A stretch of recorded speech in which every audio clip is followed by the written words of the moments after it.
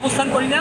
আমরা প্রত্যেকদিন মানে স্বাভাবিকভাবে আমরা বিকেল থেকে রাত 9টা 10টা পর্যন্ত 11টা পর্যন্ত আমাদের যে রিহার্সাল থাকে, কর্মসূচি থাকে, সেইগুলো আমরা এখানে পালন করি। কখনো কখনো যদি আমাদের পরের দিন বড় কোনো ইভেন্ট থাকে, যখন আমাদের এখানে সেট প্রপসের কাজ করতে হয়, সাজসজ্জার কাজ করতে হয়, তখন আমরা রাতে অবস্থান করি।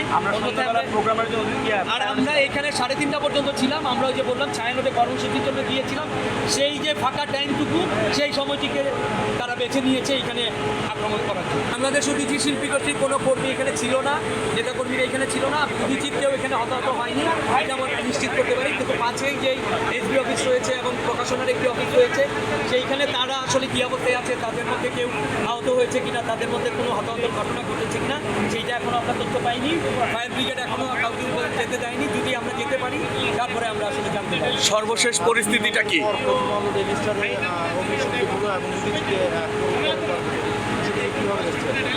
আপনারা জানেন যে গতকালকে একটি মহল এবং প্রথম আলোতে যারা হামলা করেছে এবং জাকসুতে দাঁড়িয়ে তারা প্রকাশ্যে ঘোষণা দিয়েছিল যে বাংলাদেশ উদীচী শিল্পী গোষ্ঠী এবং ছায়ানটের নাম নিশানা এই বাংলাদেশ থেকে মুছে ফেলবে, তারা প্রকাশ্যে ঘটনা দিয়েছিল। আমরা ধারণা করি তাদের মাধ্যমে এবং তাদের ইন্ধনেই এই ঘটনাটি ঘটেছে। এই দায় তাদের এবং এই ঘটনাটি ঘটার জন্য এই বর্তমান সরকার, ইন্ডিয়ান সরকার, এই যে নীরব থেকে কোনো দায়িত্ব না নিয়ে এই ঘটনাটি ঘটার জন্য তারা সুযোগ করে দিয়েছে।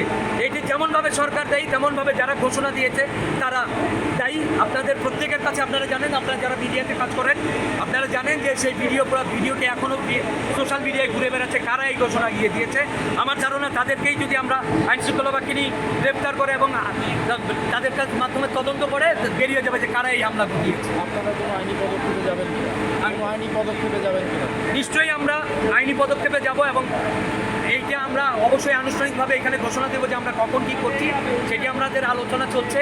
আমরা আগে আমাদের ক্ষয়ক্ষতির পরিমাণ এবং কী ঘটেছে সেইটাকে আমরা নিশ্চিত হই, তারপরে আমরা আনুষ্ঠানিকভাবে কী করব, আদালতে যাব, থানায় যাব, মামলা করব না রাষ্ট্রপক্ষ মামলা করবে, সেগুলো বিস্তারিত আমরা আমাদের ঘোষণা জানাবো। তবে এইটুকু বলতে চাই, আমাদের এই আগুন দিয়ে যারা মনে করে যে উদীচীকে থামিয়ে দিতে চায় তারা বোকার স্বর্গে বসবাস করে। আপনারা তথ্য নিশ্চয়ই আছে, তারপরে স্মরণ করিয়ে দেই 1999 সালে যশোর উদীচীতে হামলা করে 10 জন শিল্পী কর্মীকে হত্যা করা হয়েছিল।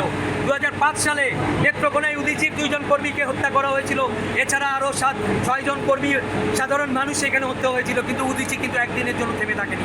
যারা মনে করে যে উদীচীকে হামলা করে, উদীচীতে আগুন দিয়ে, কার্যালয় ভাঙচুর করে এইসব মানে উদীচীকে থামিয়ে দিবে, তারা বোকার স্বর্গে বসবাস করছে।